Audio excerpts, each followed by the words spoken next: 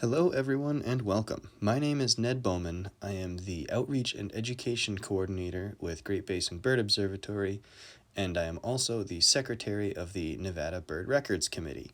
Tonight, we will be talking about all of the species endorsed by the committee over the past year. Okay, there we go. So the Nevada Bird Records Committee is a volunteer body that basically votes on birds. For a broadly generic way, we are the bird police of Nevada. So our criteria of species we review is every species seen fewer than 5 times in the past 10 years. So that's basically the rarest of the rare birds in the state of Nevada.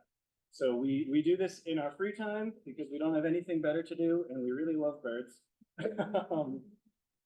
So our current members are myself, I'm the secretary, and I don't vote on these records. I curate them and circulate them to 5 voting members who in initial rounds of circulation do not discuss the bird records. And if the bylaws dictate the record be recirculated, then the members talk about it amongst themselves and come to a consensus on the species identification. So this year, we endorsed these 23 species. Some of you recognize, a lot of you probably saw a lot of these birds. 2 of them are state records, never before seen in the state of Nevada, the ones with the double asterisks. And the ones in parentheses, with numbers in parentheses after them, have multiple sightings of those birds submitted to the committee. So when people see these birds, they are requested to submit documentation to the committee. So what we vote on isn't just someone saying they saw it, but their written description, photos, and audio recordings. And depending on the quality of this documentation, we are able to endorse or not endorse the bird sighting. And with 5 members, we have a long bylaws document that dictates how these votes come out, how many votes it takes to be endorsed, not endorsed, recirculated, etc. So it's a kind of convoluted process that we don't need to go into tonight, but these are the species that we saw throughout 2023. Oops. And just this past year, we instituted a new process of review for what I call slam dunk records, which are records, birds seen and photographed incredibly well that are quote unquote unmistakable. So in the modern era of eBird and digital cameras and high quality media, it doesn't necessarily take a body of 6 bird experts to vote on that beautiful photo of a golden-winged warbler and say, yep, that's what that is.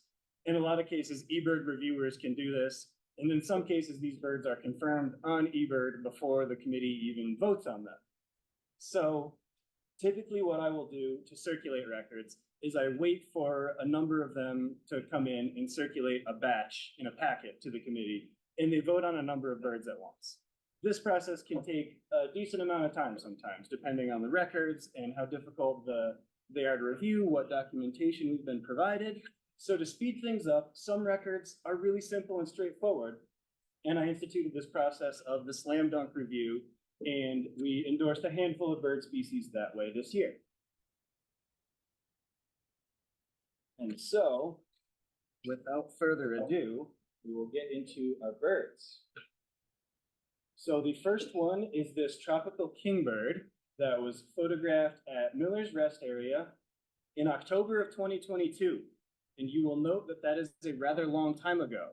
That's because this bird is very difficult to identify by sight alone.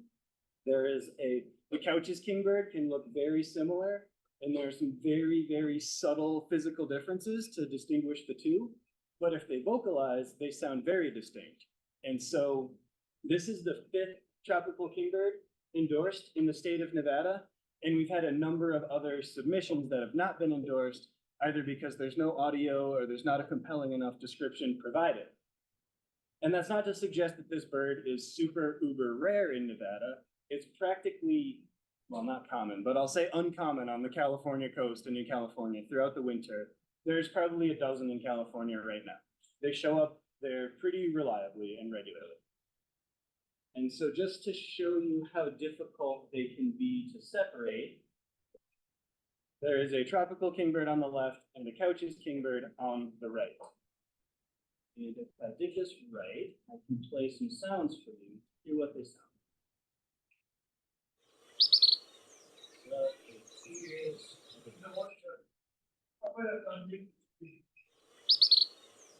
Well, nonetheless, the tropical kingbird makes some twittering vocalizations that are very distinct in quality and in all regards from Couch's kingbird. That honestly sounds more like a Myarchus flycatcher, like a brown crested, or something like that. Maybe we can get sound.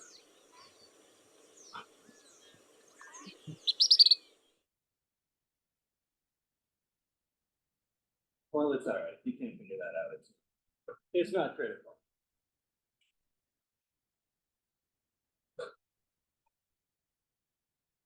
All right, let's see what we have. All right, so here we have a tropical kingbird. He's twittering, high-pitched, thin, kind of wiry. And now listen to this Couch's.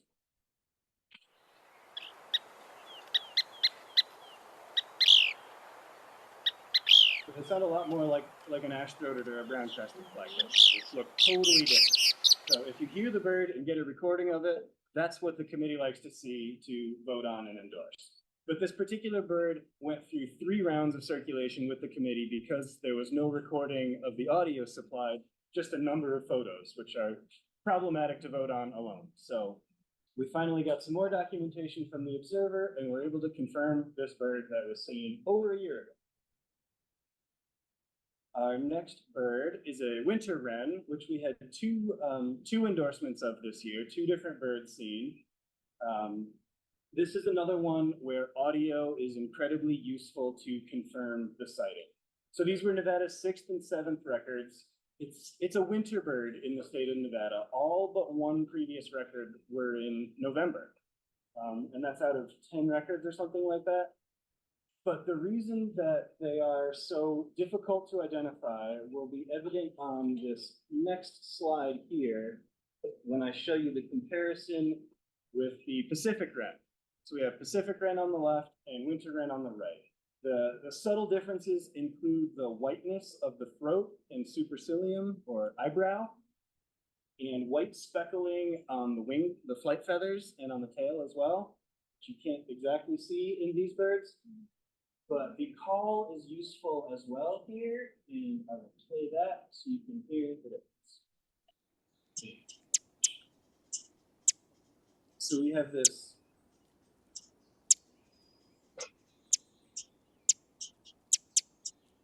right, so it's a very sharp kind of chip, chip, chip, chip call.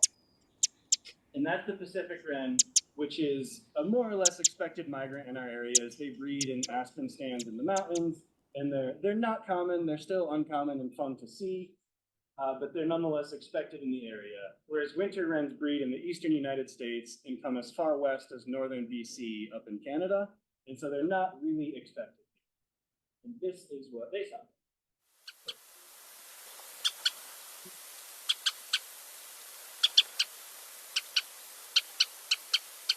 So similar in call, you can hear that it's a related call. They're very closely related species.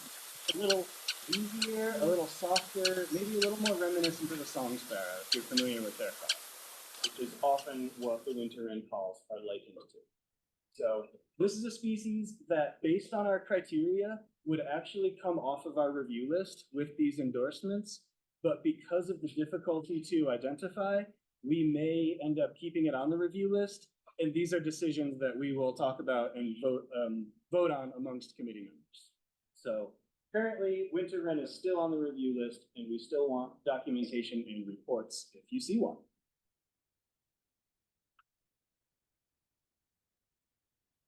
Our next bird we had 3 of in the past year. We had 3 bay-breasted warblers last year. And prior to that, there were 4 endorsed records in the state of Nevada. So that may be hinting at some sort of pattern of occurrence where some set of conditions cause large numbers of them to be displaced and use a different path than they typically migrate by. or it could just be a reflection of effort, and there were a lot more birders out looking for them that year, and that's why we found them. But this is a species of warbler that is breeding in the northeastern US and in Canada in the boreal forest, and they typically migrate on the east side of the Mississippi River, and they don't really show up over here. So with this, we have our 5th, 6th, and 7th state record. All of these were from southern Nevada. One was just north of Clark County in the town of Alamo near Paranagit National Wildlife Refuge. The other two were, I think one was Prim and one was, I'm gonna say Floyd Lamb. They were Las Vegas area for the other two. So we have a pending report from September of 2023, which didn't have photos, and we are currently in the process of reviewing that bird. So we may have another one confirmed by next year. Oh, am I a little quiet? Seems to be as loud as I've got on here. That might be the best I could do. Bay-breasted warblers can be really tough to identify, especially in the fall in this plumage. Spring breeding males are very distinct. These guys are kind of drab, yellow, wing-barred warblers in the fall. And so without a photo, endorsement can be kind of iffy. If you see an individual like the ones in these photos, it's great, but they often lack that sort of rusty peach wine color in the flanks there. That's pretty variable. And without that, they look nearly identical to a number of other species of warbler. So they can be a difficult identification. The next bird, Philadelphia vireo. This was actually, I think, even on the same eBird list as one of the bay-breasted warblers from Alamo. This was in September of 2022, the 6th Nevada record of Philadelphia vireo. And all but one of these are fall records. So this is another bird that can be very difficult to identify because of its similarity to other species. They can look a lot like warbling vireos if they're not brightly plumaged. But this bird is showing all the right field marks in all the right places. The things we're looking at are the contrast of that cap, which you can't see super well in that photo, but you can tell that the lore between the eye and the bill is dark, and that would be pale on a warbling vireo, and that sort of imparts a totally different impression of the bird. It's a really subtle difference, but the bird can look, warbling vireos almost look gentle and maybe dumb with their pale lore, and these guys look a little more mean and aggressive. Yeah. It's like an evil eyebrow kind of look. And so it's this really subtle mark that creates a totally different impression of the bird once you've looked at a lot of them. But the other things we're looking at are the amount of yellow on that bird's underparts. So right by the throat and the vent is where you like to see concentrations of yellow to suggest Philadelphia vireo over warbling vireo, which can have quite a bit of yellow, but would be more of an even wash throughout the underparts. So a difficult ID, and without photos, it's a tough one for the committee to endorse, but fortunately, we got great photos of this one. The next bird that we endorsed was a ruddy ground dove. This is the 10th Nevada record from October of 2022. And it's that small bird in the front there. Those are white-winged doves and Inca doves in the background of that photo. And you can't quite tell what the bird on the far right in the front is, but nonetheless, the ruddy ground dove is that guy. This was actually a bird found at a feeder in Overton in a backyard. Somebody saw it, one of the committee members saw it on a Facebook group or somewhere. I can't remember exactly where they saw the photo, but they actually reached out to the Observer to let them know that, hey, this is an incredibly rare bird in the state, and we'd like to consider that documentation if you'd please submit that photo to the committee. So they did, and we have our 10th Nevada record. But they're a southern bird. They're breeding records for Arizona and California.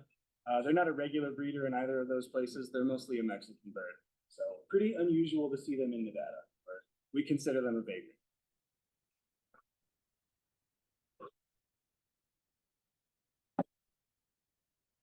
Next up, we have a glossy ibis, which is a very difficult identification, and in some plumages at some times of year can be an impossible ID. Fortunately, we have great photos that highlight the face pattern here. So the bird that we're looking at is that with the white around the bill there, in the middle of those three birds flying, and you can see the difference in the face pattern there. Between white-faced is our expected, and glossy is the unusual bird to see around here. And so this difficulty to identify them is potentially why we have so few records, where it seems like they show up every year. But nonetheless, this was our 7th Nevada record, most of them coming from the southern part of the state. But we did have a bird here in northern Nevada at Swan Lake in 2021 that I think a number of northern Nevada birders got to see. But at some times of the year and on juvenile birds, when this face pattern is not present, they look identical to white-faced ibis, and you just simply can't identify those individuals. So fortunately, Tim Allman got great photos of that bird, and the committee was able to endorse. Our next bird is a stunner of a bird, the golden-winged warbler, which is exciting to see no matter where you are. They are an eastern warbler. It's the 8th Nevada record, but they're an uncommon migrant even in the east where they're expected as a migrant. This bird was not long staying. I think it stayed for a single day. A lot of folks tried and failed to see it the following day, but we got great photos to confirm its identity from a handful of observers. The day it showed up at Corn Creek at Desert National Wildlife Refuge just outside of Las Vegas. And for those of you not familiar with that particular spot, Corn Creek is one of the premier migrant stops for birds in Nevada. Has a huge, huge tally on eBird. A number of notable records come from there. And so if you're in the area, definitely worth a stop at Corn Creek. And if you live in southern Nevada, definitely worth keeping an eye on during migration because you kind of never know what will show up there. Our next bird is a hepatic tanager. And so this is a kind of a fun record because they breed not too far from Nevada. So if you go into northern Arizona, in some of these Sky Island mountains, the Wallapai Mountains, for example, they breed there. And we do not have any breeding records from Nevada. And so when these birds were reported from the Virgin Mountains, about an hour northeast of Las Vegas, in 2022, this was the 4th Nevada record. And we had a male and a female singing and associating together. And we had a number of birders suspicious of breeding activity, but we were never able to confirm this. So they are a tropical species, northernmost breeding in Colorado, actually, following the Colorado Plateau and sort of the Ponderosa pine community there. The southernmost breeders are all the way down in Argentina. So they have a pretty broad distribution that just doesn't really get to Nevada. And so again, these are the birds from 2022 in a remote, difficult to get to canyon in the Virgin Mountains. So we had some dedicated birders from down south go check that out again this year with suspicions of breeding activity in mind from last year. They went and they did see and photograph this beautiful male, and we were able to endorse it as Nevada's 5th confirmed record of hepatic tanager. When I was sleuthing around on eBird putting this together, I noticed that there was actually a female observed this year that was not submitted to the committee. So we do have still potential for breeding activity, but again, nothing confirmed, and definitely a spot worth keeping in mind and checking out again this spring. It looks like I didn't put, I think these were found and photographed in May.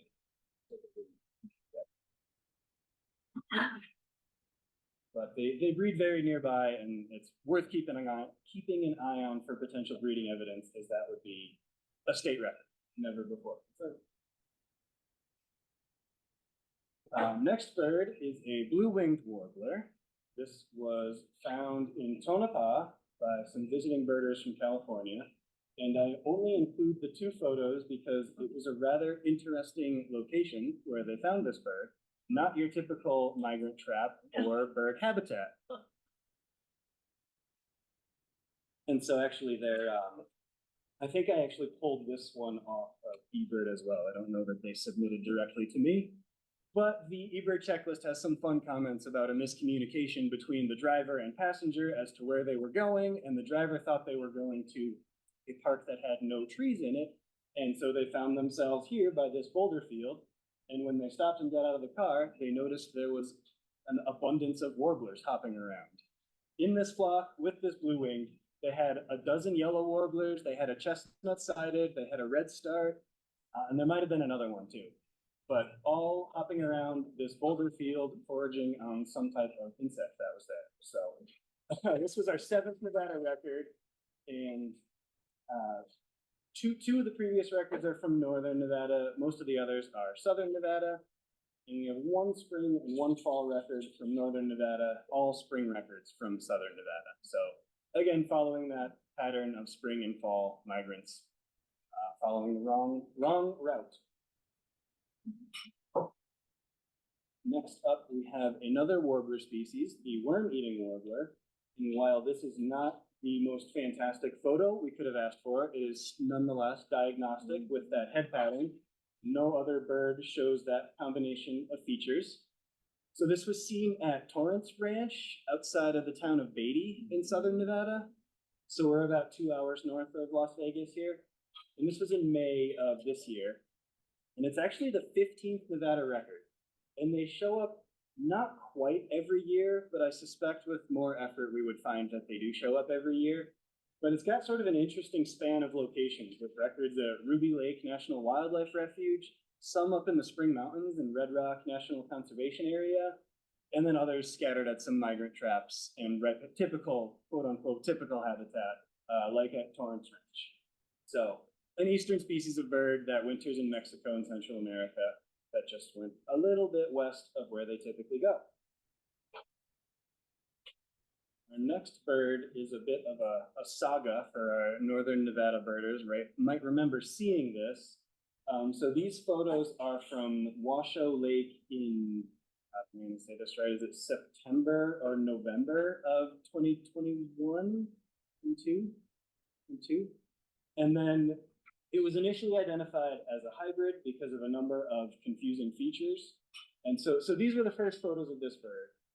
And then we had some more photos coming when it made its way up from Washoe Lake to the Sparks Marina. And at that convenient location right in Reno, a lot of birders were able to see and photograph this bird, which was identified as a hybrid Olympic gull, which is a hybrid between a glaucous-winged gull and a western gull. And the reason that it was identified as a hybrid is because it has some subtle features that suggest mixed genes, where it was really tough to get a good read on the shade of gray on this bird's back, which a western gull has a distinctly dark gray, darker than our other gulls around here. Hybrid with a glaucous wing would show a paler mantle and or paler wingtips. But the other thing about this bird was it had an all dark bill. And at that age, it's a little unusual for a western gull to have a bill black all the way to the base. But fortunately, this bird stayed around until March or April of 2023. And by that point, the base of the bill did start lightening up like a typical western gull should. And so it was brought to the attention of the committee that, hey, this might actually be a western gull. And so we reviewed the evidence, and indeed, most committee members, actually in its second round of review, all committee members felt that it was within range of the expected traits of a western gull. And so it's the 10th Nevada record, first seen in September of 2022, last seen, I wrote January, but I believe it was photographed into March or something that year. But we've got 4 records in southern Nevada, and the other 6 are from Pyramid Lake, Walker Lake, and Sparks Marina. So it was extensively discussed online for those reasons that I just mentioned. And I have this next slide to show a little bit of why it's such a difficult identification to make. So in the upper left, there is a western gull of the same age with overexposed gray mantle, so you can't really get a good read on that shade of gray, which was the case in a lot of photos of the bird in question here. I was getting a hard read on that shade of gray. So just to show how difficult that can be and how lighting plays a role in it. That bird in the middle is what I identified as an Olympic gull with that pale gray mantle.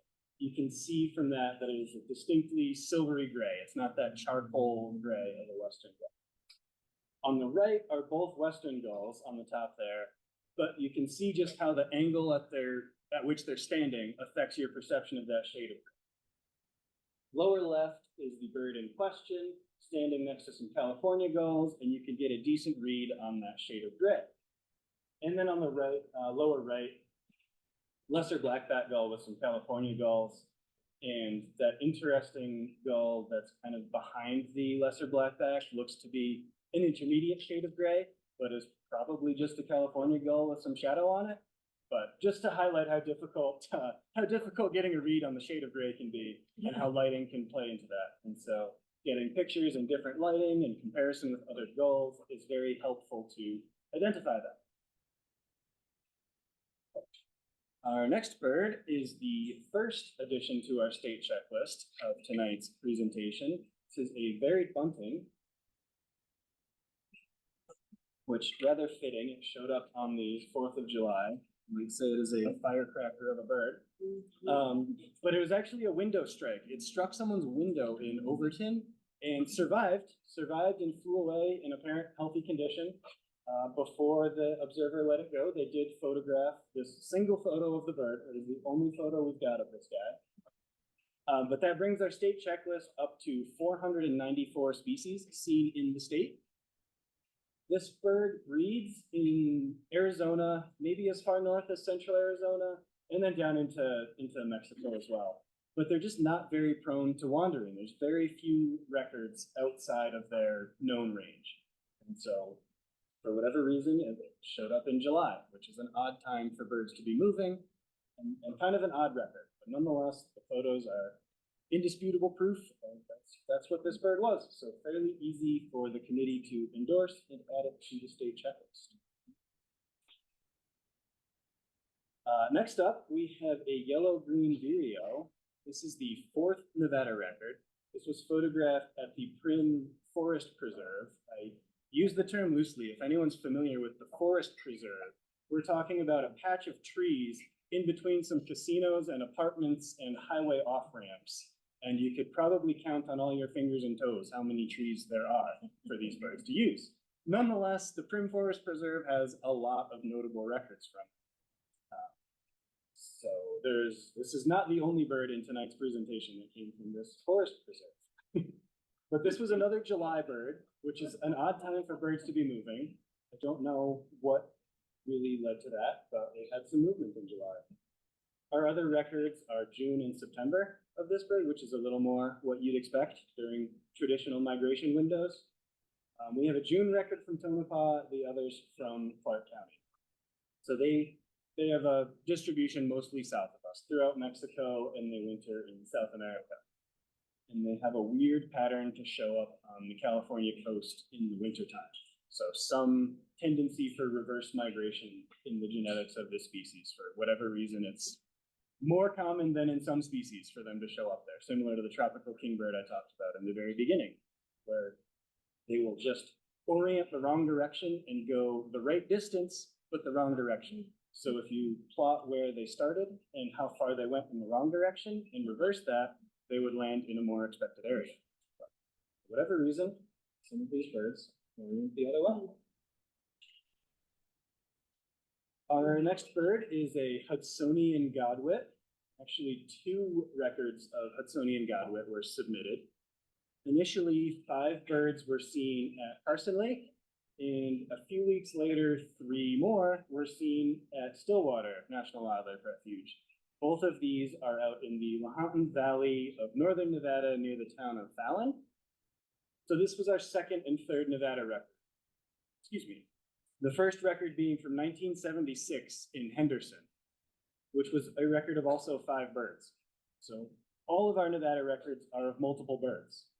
In putting this together, I looked around at eBird and saw there were a number of other of these guys reported throughout the western US this year, and most of these were all single birds, interestingly enough. I don't know why groups of them misorient on Nevada, but we had a handful of them this year. And as you can potentially see from the photos, it can be a very difficult ID, as a lot of shorebirds are. And I think a lot of northern Nevada birders would not have expected the difficulty in picking through long-billed dowitchers to find a Hudsonian godwit, but they're only a little bit larger than long-billed dowitchers.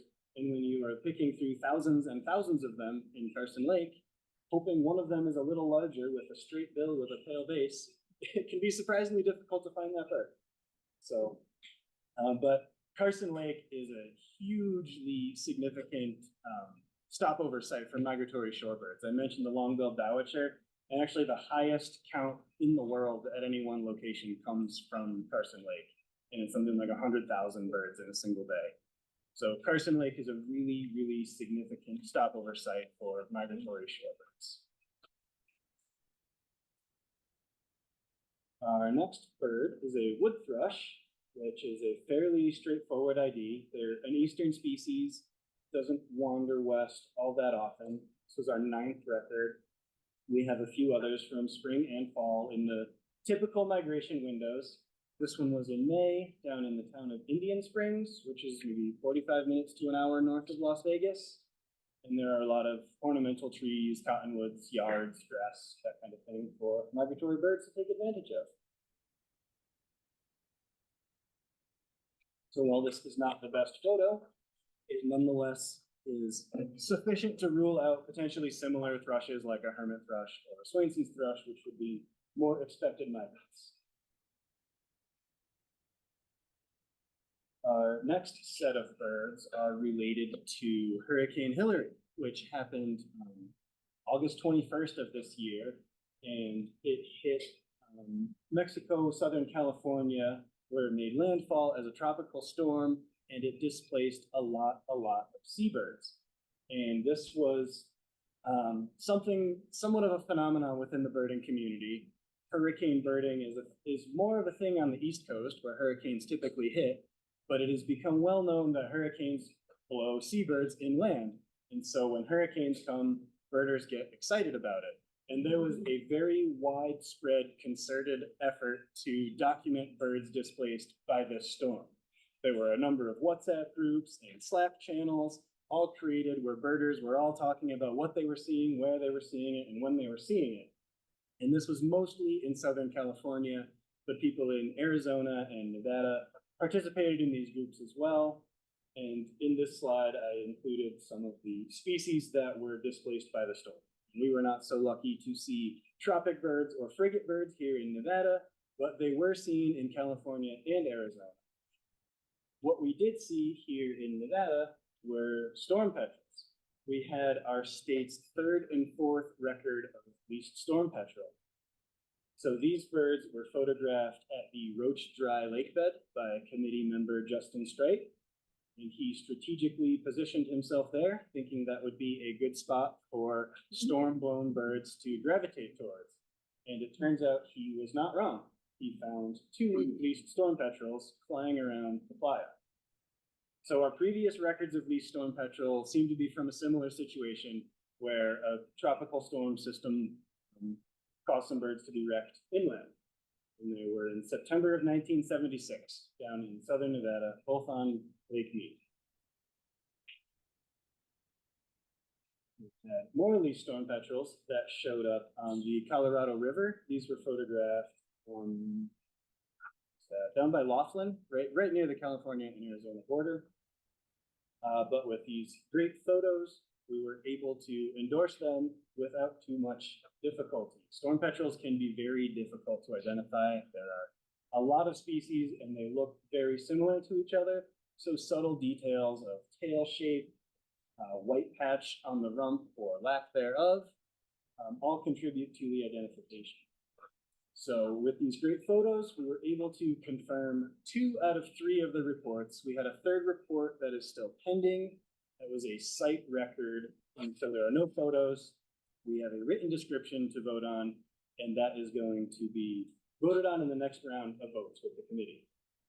We did also have wedge rump storm petrels reported, and I'll mention that again on my final slide about pending species. But because of one of the records is being recirculated for review, Another record, there was a clerical error and it didn't get circulated. I don't know whose fault that was. And then another one has yet to be submitted. So in the next round of votes, we'll have a number of wedge rump storm petrels to review, which is a species that has not been documented in the state of Nevada before. So with anything that's a state record, the committee members are very cautious in endorsing, and we want to see really ideal photos of all of the field marks so there can be no mistake about the identity, because the state checklist is something we all take very seriously.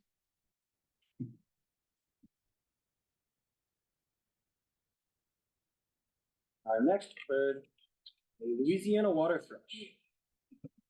This was photographed by committee member Ben Zyla at the Henderson Bird Viewing Preserve, which is another southern Nevada hotspot. We have a lot of review species and other rarities reported from there, but the effect of water in the desert draws birds in, so that is a good spot to look for migrant species. This is the 7th confirmed record in Nevada. Other records are at Ruby Lake, again, an interesting spot, but it seems to get vagrant species with a relative frequency. The other records are southern Nevada and migrant traps in your more typical, quote unquote, expected locations for unexpected species. But this can be very difficult to identify and separate from northern water thrushes. So basically what we're looking at are the details of that eyebrow and the throat, the flank color, subtle plumage details can separate the two. There can be variation with northern water thrush, so the white color of the eyebrow alone isn't necessarily enough, but we're looking at the extent and the shape of that eyebrow, as well as the finer details of the throat, where northern water thrush can show very, very slight, subtle streaking on the throat. Louisiana water thrush should have a clean, unmarked white throat and relatively faint streaking on the rest of the underparts, which differs from the northern water thrush that is more densely marked underneath. Both of which show up in Nevada. The committee does not review northern water thrush. They show up every year, northern and southern Nevada, a decent number of them. Louisiana water thrush, much less common.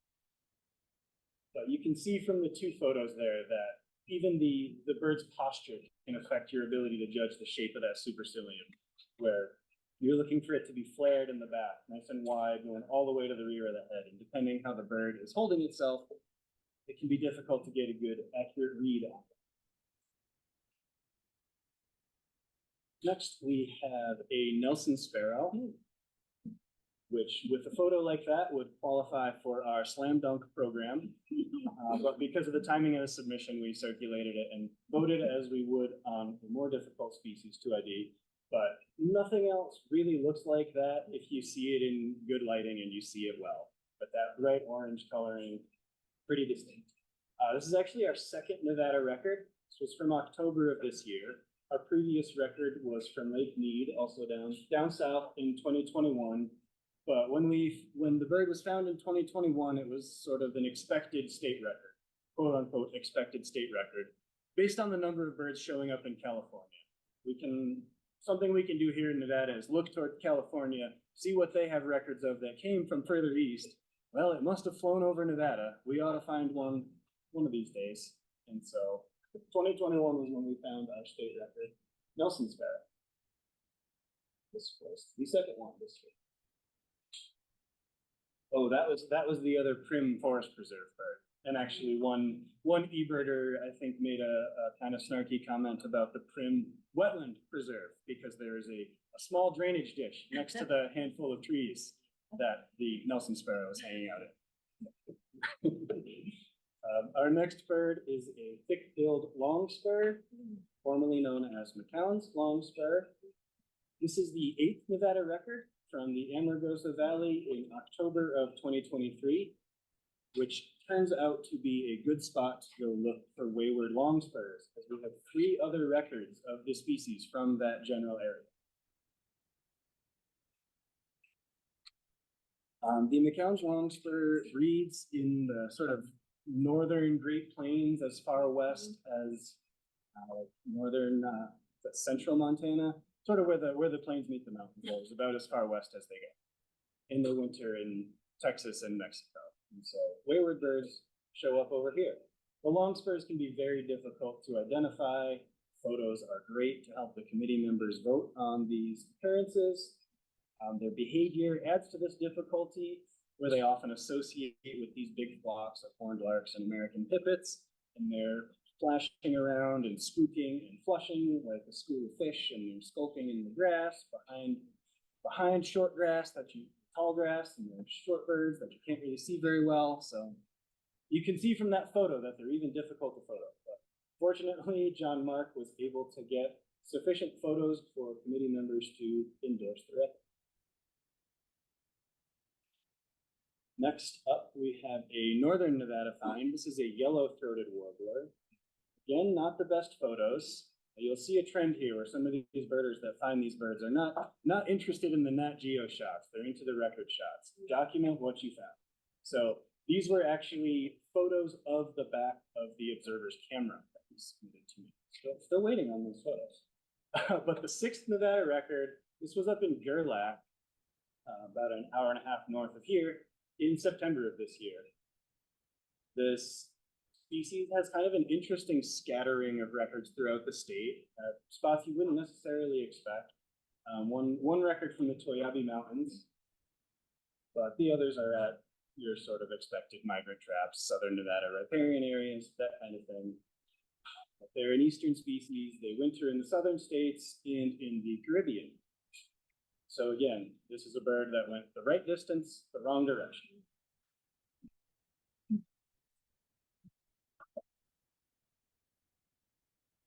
Our next bird is a broad-billed hummingbird, which is a 10th Nevada record. This bird was from Beatty, in the town where near that worm-eating warbler. We had actually had 2 other reports this fall, and those are both pending committee review. But we have two spring records, 2 winter records, interestingly enough, and the others are mostly in the fall window. So we do have our 2 winter records. There are records of this bird in January and February from southern Nevada. And I think I saw just recently someone eBirded one from Beatty, which not suggesting it could be the same bird, but it's in the same area this bird was found just 2 months later. So they're a mostly Mexican species that become very common in southern Arizona. They can be one of the most common hummingbird species at hummingbird feeders in the south of Arizona.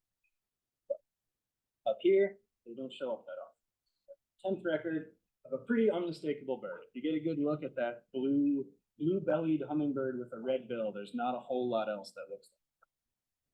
But we have great photos and easily confirmed. The next bird that we reviewed was a royal tern, which is just a bizarre record. This is a species that doesn't wander a whole lot. It doesn't have a huge range. It's fairly sedentary along the coast. They don't come inland, but nonetheless, this was found, photographed in Yarrington at the Mason Valley Wildlife Management Area, and it was number 495 for the Nevada State Checklist. And if you look on eBird, interior records in the Western US are very few and far between.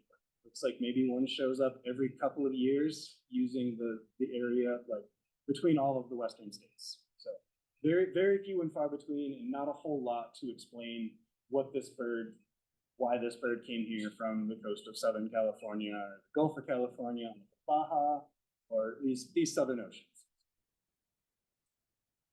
Unknown, but nonetheless unmistakable photos. Our next bird that we reviewed is a groove-billed ani. This was our 6th Nevada record. This was the Clark County Wetlands Park, which is another southern Nevada hotspot. A lot of these southern Nevada records are from the Wetlands Park, the Las Vegas Wash, Corn Creek, Henderson Bird Viewing Preserve. Those are the big ones down south, and this one is one of them. Our other sightings are in the October to December range, and this bird has a distribution naturally throughout southern Texas and into Mexico, down into South America as far south as northern Chile. And it can look similar to the smooth-billed ani, which is more eastern distribution and then pretty extensively through South America. But interesting story about this bird, its carcass was found by birders maybe a week or so after it was initially found. So it did not meet a great end. But that can just point to sort of birds in new areas are unfamiliar with the lay of the land and what the predators like to do, what the good hiding spots are. So the local resident birds at the wetlands park, they know where the Cooper's hawk likes to perch and they know how to avoid that. They know where the good hiding spots are. This bird, out of its element, freshly arrived, very clueless and frantic, likely met an unfortunate end due to a Cooper's hawk.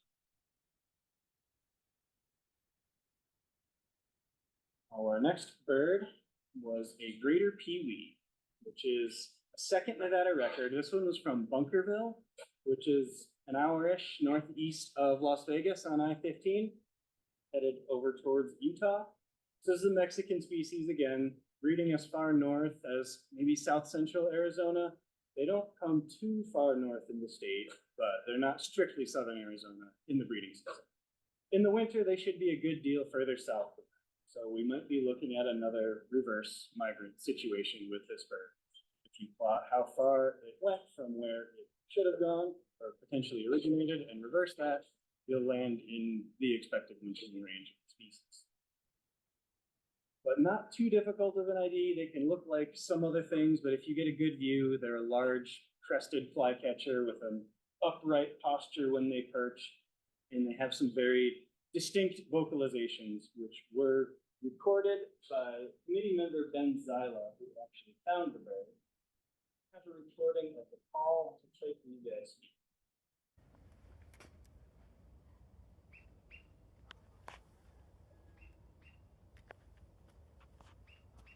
I can hear it, but it's incredibly quiet. It's a pip-pip call very similar to an olive-sided flycatcher. Oh, you can hear static. Anyway, quiet recording not coming through. Distinct vocalizations helps confirm the bird's ID.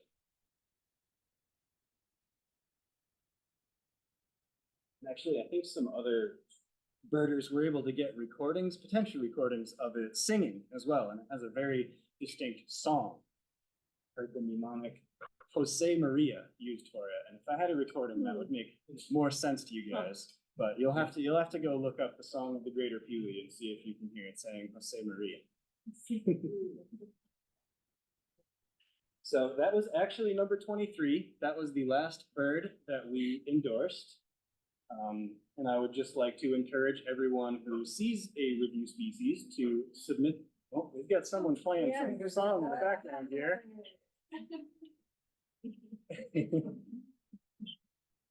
Have a Greater Pewee in the room. So you can find the review list and submit review species on our website at gbbo.org/NBRC.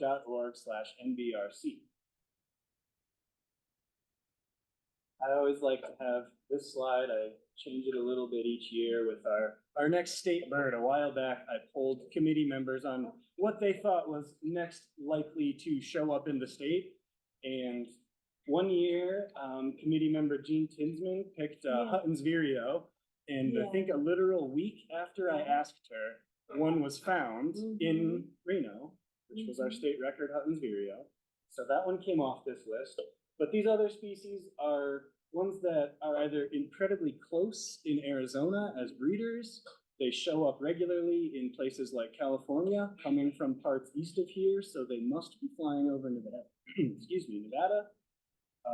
California condor has a great potential to move, and they breed very close to our state. Surely one has flown over Nevada. But nonetheless, no one has confirmed that. None of these species have been seen in the state. They all seem like there is good potential. So if you see one, please submit to the committee.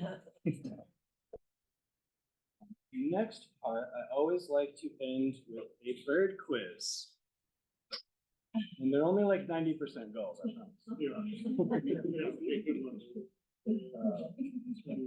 all right, well, here's our first bird. So we've got a Zoom audience as well, and I would like to encourage our Zoomers to chime in on the chat. I'll have Kayla help me with that. And so if anyone has thoughts on this bird's identity, holler it out, or Raise your hand. Any thoughts in the room? Any thoughts on Zoom? All right. We'll give it a minute to let it sink in.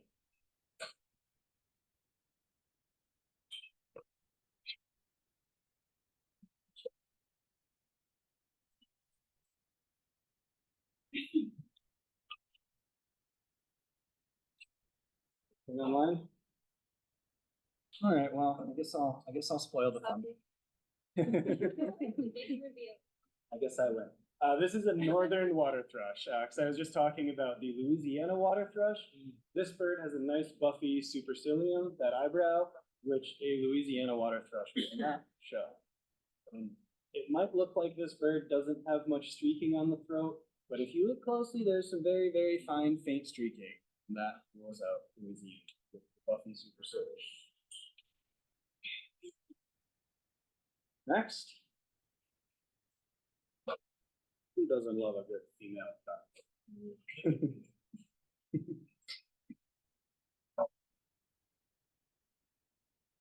Give a couple minutes for folks to ponder on that. Maybe someone online will chime in. All right, I'm going to keep waiting. Yeah, I need a countdown time. All right. No, it is not a golden eye. Brian says greater Scott. Yes, Brian is correct. This is a greater Scott. A common goldeneye would have a more distinctly hooded appearance with that head, and the head shape too. They have a really puffy, bulbous head with a steep forehead. Steeper than this bird. And the bill, of course. The bill is useful too. Greater Scott has a pretty big bill, and then you can see the tip of that. I think the number one confusion species here would be lesser Scott, and you're looking at head shape and bill for that.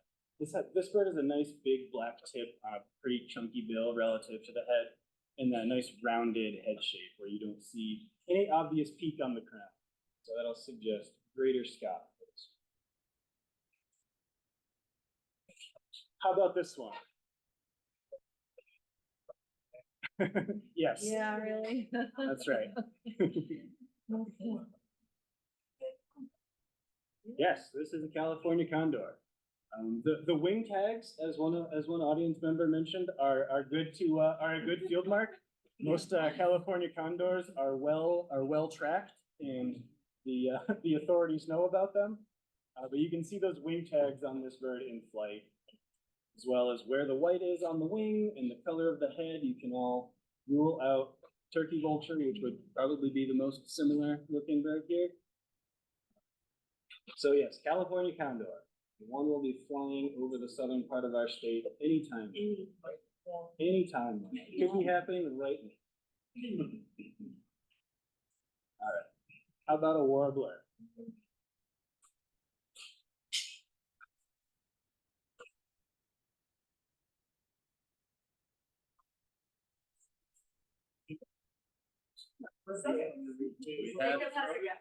What's that? No, not a yellow-throated. No. They have a really confined yellow throat with the black lateral throat markings keep the yellow really constrained on the throat. Yes, Blackburnian. Yep. So we're looking at the shape of that auricular patch there, which is a little faint in this bird, and it looks like mostly an eye line, but behind the eye, below the line extending behind the eye, there's that auricular patch, the cheek patch, and it has a very pointy edge on the rear there, and that is a good field mark for Blackburnian warbler, as well as that orangey kind of lemon yellow on the underparts. All right. Oh. All right, Clayton online got it as well. Okay. Next up, do we have any guesses?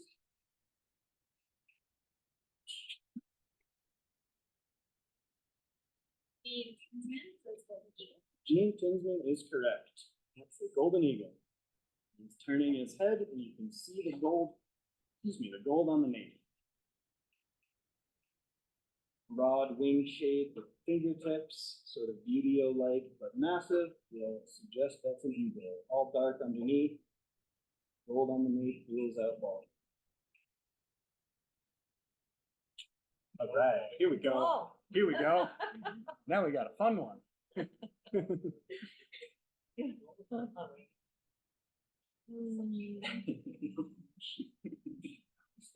Come on, it's an adult. It's easy. Yeah. Yeah.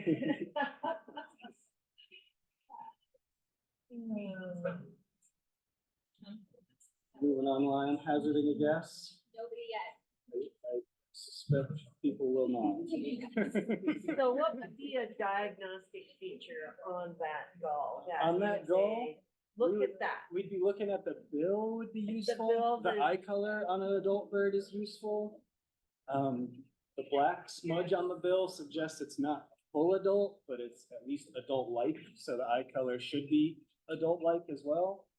But the bill proportions, how deep, how thick the base is, how long it is, the shade of gray on the back compared to the primary colors. We have some thoughts online. Yeah. What do we got? Herring ball.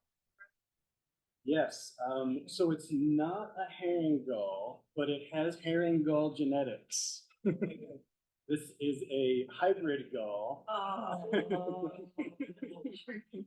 So this is, so those primaries are a bit too pale for a pure herring gull and a little too dark for a pure glaucous wing gull. And the bill is very herring gull-like. So you'd be thinking glaucous wing gull with a mantle shade that pale, wingtips that pale.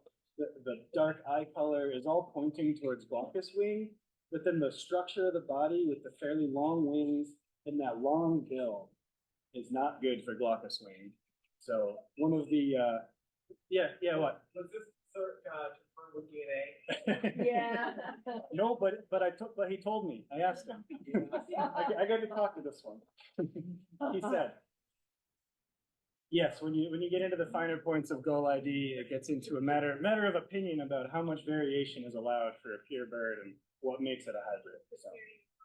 So herring glaucous winged. Yep. Yes, Cook Inlet this is one of the more common hybrid gull taxa encountered, and it's earned itself the name Cook Inlet gull because that's where they hail from in Alaska, where the breeding range of herring gull overlaps with glaucous winged gull, and they hybridize pretty freely up there. Cook Inlet or herring glaucous winged. Next up. It's agreed. Is it? All right, it's agreed. Okay, we're getting somewhere. Is it? Agreed of which sorts. Which one is it though? That's right. Clark's Which or- one? Clark's or- Cool. We would guess Gene Kinsman for horned grebe. Gene is Horn. correct. This is a Horn. horned grebe. Okay, one. Yep. Yeah, in the field, size would be a good tip for why this is not a Western. But with that contrasting head pattern, that is reminiscent of a Western. But a Western have a bigger bill, longer neck, bigger body size overall. But horned grebes are not always that contrasting with the cheek and the crown patch, but they can actually look really similar to an ear grebe, which you'd be looking at Yeah. head shape and bill as well. So the peak of the crown being towards the rear of this bird suggests horned over ear. Gene also did a pale bill tip. Yes, the pale bill tip is a good mark. It's not always easy to see, but when you can see it, that is very useful. So thanks for pointing that out, Gene. Next up. Oh.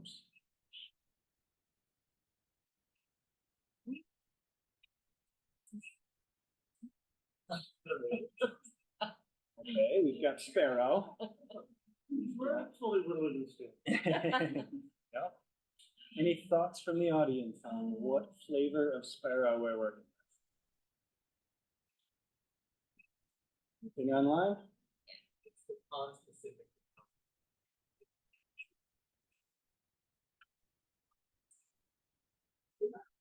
Heard someone in the audience, and I'm gonna go with it. This is a grasshopper sparrow. Oh.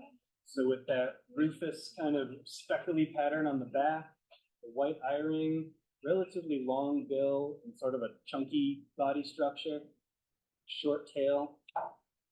That is a grasshopper sparrow. More gulls.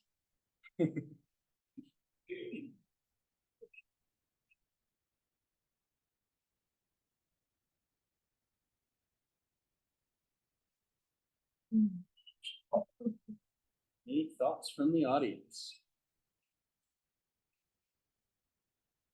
How about an online audience? You might not. Just wait a little bit longer before I tell it.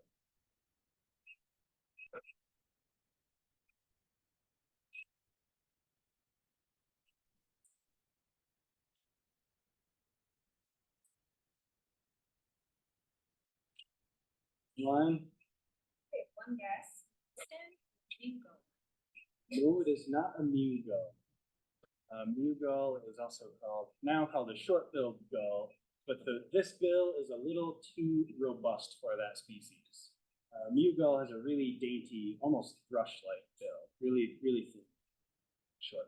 And California gold. Yes, this California gull. Yay. It's a first cycle California gull. Nice. With that long, slender bill, pink base, black tip, can suggest a herring gull in its second cycle, but at that age, a herring gull would typically be showing some silvery gray in the back, and the bill would be thicker and with more that can opener shape with the steep angle at the lower bill tip for him. So yes, this is a first cycle California gull.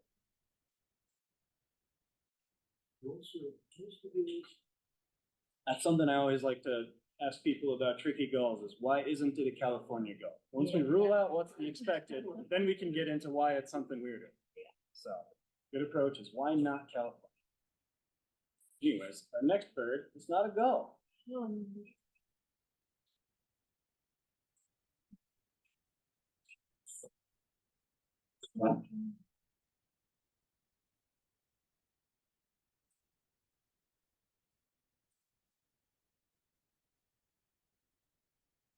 It was a pine warbler.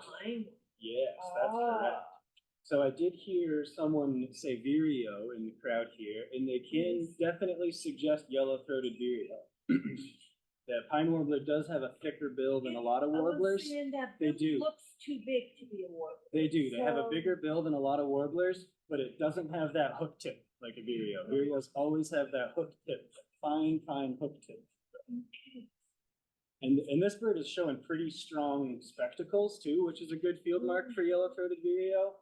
So kind of a tricky bird, but this is a pine warbler, and this is a review species. Not all of these are review species, but we have 2 records of pine warbler.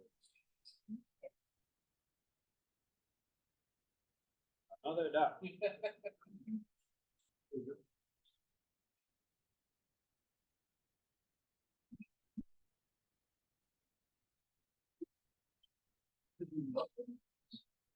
Anyone?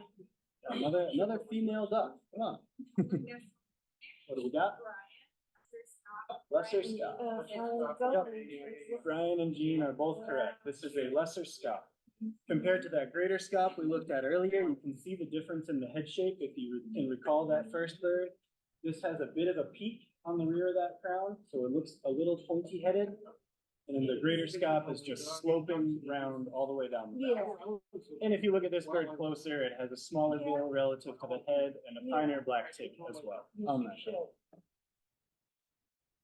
Oh, next up, more gulls. This is not right. I know, and it's not an adult too. It's at the most difficult life stage to identify.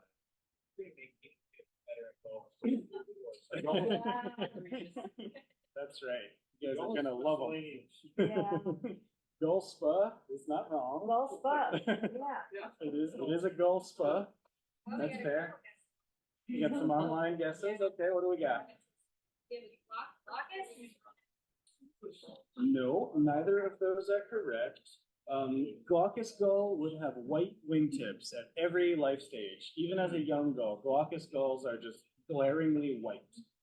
And Heermann's gull would have a red bill as an adult, orange bill as a younger bird, and wouldn't have all that modeling coarse patterning on that wing panel. But he's got a nice robust bill, not quite black wingtips. This is a Olympic gull, Western glaucous winged. So the white, so it looks a lot like a Western gull, more like a Western than glaucous wing, with those white tips on the primaries, not good for Western. The bill is pretty classic Western in shape, but with those primaries not being black, suggesting glaucous winged influence. How about a peep? I heard those are our second favorite after gulls.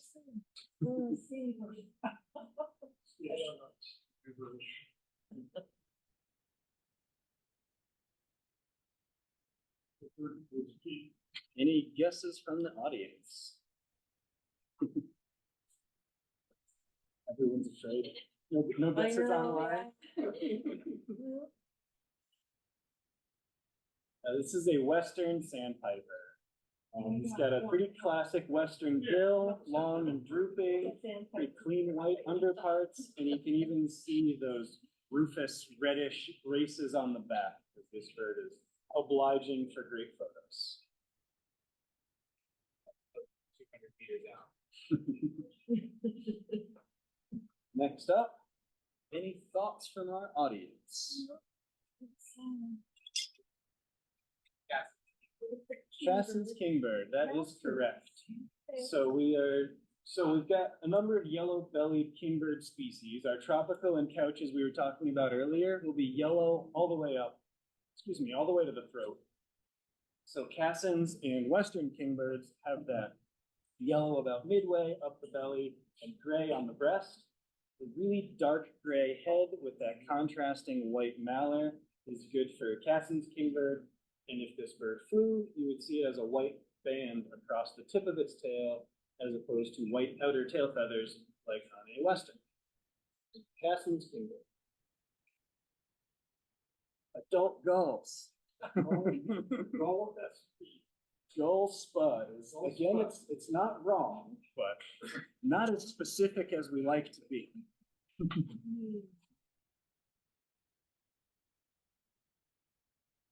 So I see some suggestions from the peanut gallery.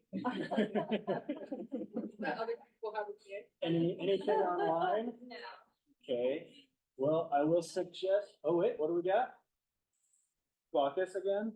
No, not glaucus again. Glaucus is gonna have white wingtips, not even gray. They're gonna be white, fully white. And a little bigger head, bigger bill on a glaucus as well. Yeah, this is an Iceland gull. Yeah, you got it. So head shape and bill size are ruling out its most similar counterpart, glaucous winged. Also, I took this picture off the coast of Connecticut, where you would be very unlikely to find a glaucus winged. Oh. But Kumlin's gull, so this is the subspecies of Iceland gull, Kumlin's gull. We get Thayer's gull here. There are records of Kumlin's in Nevada, so we could potentially see a bird like this. Huh. One record? No, there was one this winter. Yeah, handful, not many. It would be very rare in the state, but there's a couple records. So yes, this is an Iceland gull. Next one. Oh. Any thoughts from our audience? What was that? No, not a guess? Retracted guess? Anything online? Lincoln sparrow. No, it is not a Lincoln sparrow, but I could see. It is not a snow bunting. I could see where you're getting that impression. With that really clearly defined auricular, and it doesn't really have that crisp streaking like a Lincoln sparrow. Structure of the bird, not great for Lincoln sparrow.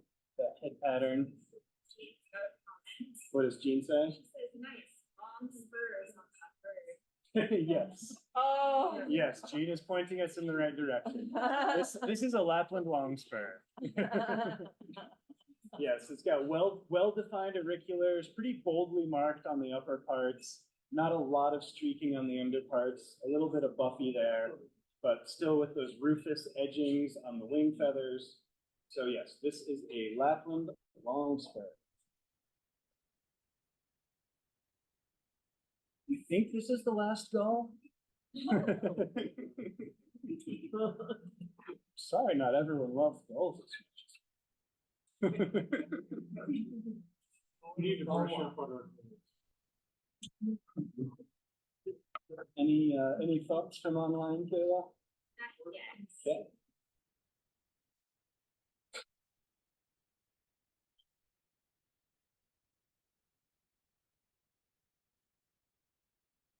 A couple more minutes before I spoil it.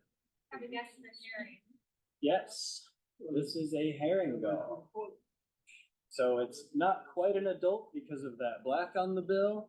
I use this photo on purpose because it suggests a ring-billed gull as an adult, where it does have that black on the bill, but this is a larger bird, larger bill relative to the head, deeper base to the bill, thicker bill relative to a ring-bill.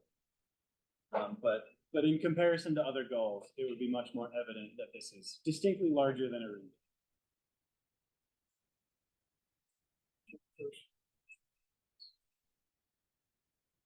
How about this one? 21st.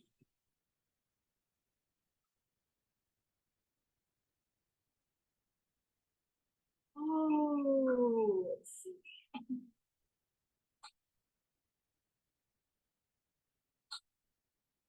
No guesses online?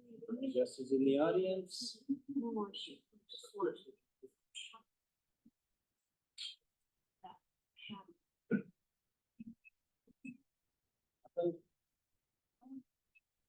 Okay, so this bird's best field mark is in its name and is concealed in this photo. But you can rule out similar, so this is a tufted duck. It looks like a ring-necked duck because of that black on the top of the back, but you will notice it doesn't have a ring around the bill or its neck. So you can rule out scop because of that dark on the back, and ruling out ring neck because of the bill pattern and head shape. So difficult angle, but if you stuck with this bird long enough, you would probably see its tuft at some point on the back of its head.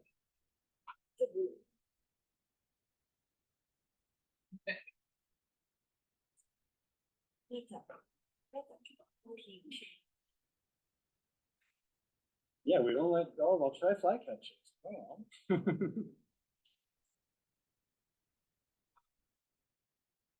Online? Give a guess for Eastern. Yes, Eastern Phoebe. Eastern Phoebe. Yep. Oh. Sort of weak wing bars, long tail. If you were watching this bird, it would be wagging that tail like there's no tomorrow. Dark cap, dark over the eye, no eye ring, white throat. But again, if you saw this bird in the field, the tail wagging would be your best field bird. So our second to last, this is our last bird.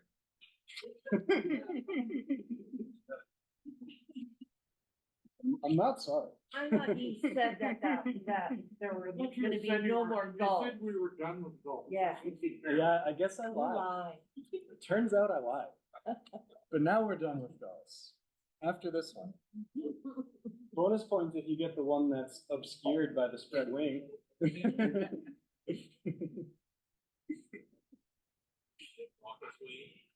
Not glaucous wing. You see a little too much dark in the wingtips for glaucous wing.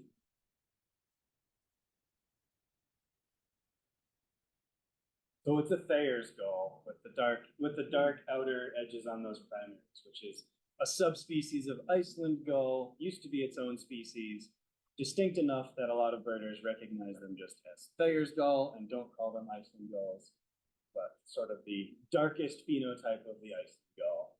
But you can see the nice checkerboard pattern on that wing panel, sort of the pale inner primaries and secondaries, And again, those outer primaries are dark on the outer edges and pale on the inner edges, giving it sort of a piano key. Which is a good field mark for a young first cycle Bayer's gull.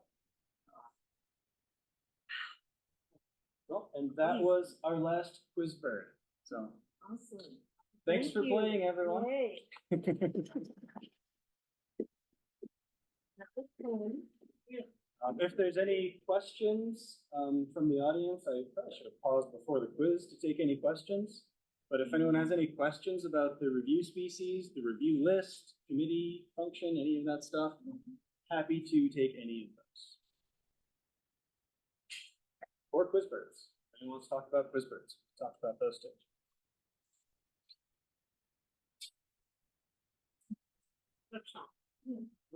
Thank you, Ned. Looks like nothing new. Yeah, thank you. Anything online, Kayla? Oh. Yeah. Tricky and suggestive study points. So, all right, well, I guess with that, we will sign off. So I'll thank our online audience for joining us and stay tuned with our website for our future events.